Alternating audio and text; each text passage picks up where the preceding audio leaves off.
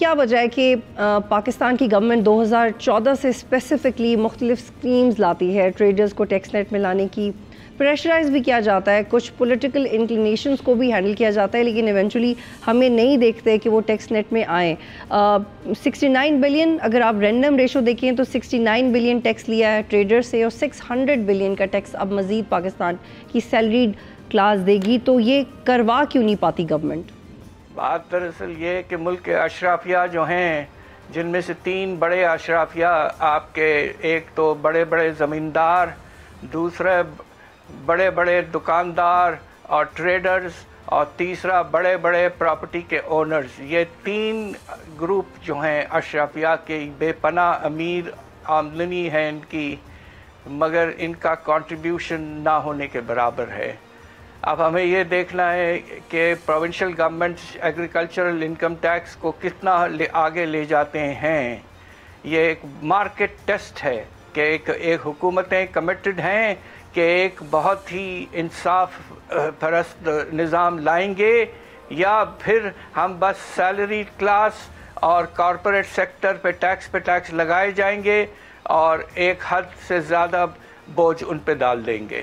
تو یہ ہم سب کا خیال تھا کہ اس بجٹ میں اس طرح کے ریفارمز آئیں گے، مگر آپ دیکھیے کہ فائنانس منسٹر صاحب کی سپیچ میں ذکر ہی نہیں تھا ٹریڈرز کے بارے میں، دکانداروں کے بارے میں، جبکہ پچھلے سال ہم ایک تاجر دوست اسکیم لائے تھے اور 50 ارب کا ٹارگٹ تھا، اس کا آدھا بھی پورا نہیں ہوا۔ اور یہ بڑا سیکٹر ہے، اکانومی کا سب سے بڑا sector, 20% wholesale and retail trade sector ہے۔ اس سیکٹر کو ٹیپ کرنا بہت بہت ضرورت ہو چکی ہے۔ لیکن ہم نے وہ سیریسنس تو فرینکلی وٹنس کی ہے۔ پہلے یہ ووٹ بینک والا آرگیومنٹ ہوتا تھا کہ نون لیگ اپنے ووٹ بینک کو ڈسٹرب نہیں کرنا چاہتی، لیکن پی ڈی ایم کی پہلی گورنمنٹ میں بھی ہم نے دیکھا، پھر یہ رجسٹریشن شروع کی تاجروں کی، وہ ناکام ہوئی، پریشرائز بھی کیا، لیکن سیریسنس پہ سوال نہیں ہوتا، لیکن اس کے باوجود امپلیمنٹ نہیں ہو رہا ہے سب۔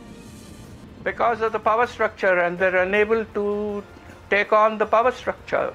اب ایگریکلچرل انکم ٹیکس کو کامیاب کرنے کے لیے آپ یہ دیکھیے کہ بڑے بڑے زمیندار پروونشل اسمبلیز میں بیٹھتے ہیں اور ان کے ہاتھ میں بہت ڈیسیشنز ہیں، تو اس لیے اب یہ دیکھنا ہے کہ کس حد تک وہ مان جائیں گے کہ کچھ کنٹریبیوشن کریں ریونیوز کی طرف۔ لیکن کیا یہ ممکن ہے کہ واقعی یہ پاکستان کا آخری پروگرام ثابت ہو؟ شہباز شریف نے کہا کہ کشکول توڑ دیں گے، نواز شریف کہتے ہیں کہ اگر ان کی 2017 کی پالیسی کا امپلیمنٹ ہو تو پاکستان کو ضرورت ہی نہیں رہے گی سسٹینیبل اکانومی کی طرف جانے پہ، تو کیا یہ آخری پروگرام ہوگا؟ یہ اس پہ منحصر ہے کہ پاکستان کے ریزرو پوزیشن کم از کم 3 مہینے کے لیول تک پہنچتی ہے یا نہیں۔ اس وقت ہم تقریباً کچھ تھوڑا سا 2 مہینے کے لیول تک پہنچ چکے ہیں۔ اب یہ دیکھنا ہے کہ آنے والے 2 سال جو آئی ایم ایف کا پروگرام ہے اس میں بہتری آتی ہے نمایاں طور پر، ہمارے ریزروز میں اگر واقعی اضافہ ہو جاتا ہے اور یہ 17-18 ارب تک پہنچ جاتے ہیں، اس وقت 11.5 ارب پہ ہیں، تو پھر حالات سنبھل جائیں گے اور پھر ہمیں مناسب پالیسیز اختیار کرنے پڑیں گے بعد میں، تاکہ اسٹیبلائزیشن رہے اور مناسب طریقے سے ہم آگے بڑھتے رہیں آنے والے سالوں۔ سبسکرائب کریں اور بیل دبائیں تاکہ کوئی خبر رہ نہ جائے۔